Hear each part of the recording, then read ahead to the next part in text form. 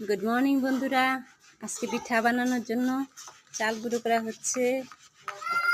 আজকে ভাদ্র মাসের 13 দিন, তাই আমরা আজকে পিঠা খাবো।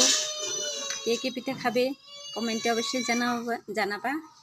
আমার চা পার দিতেছে, আমি শেখছি এখানে। এই যে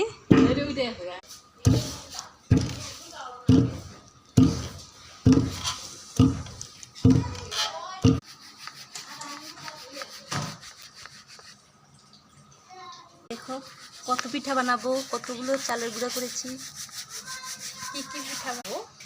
কি কি পিঠা বানাবো তোমাদের সাথে শেয়ার করব, সবার সাথে দেখবে। এটা 1 গামলা হয়েছে।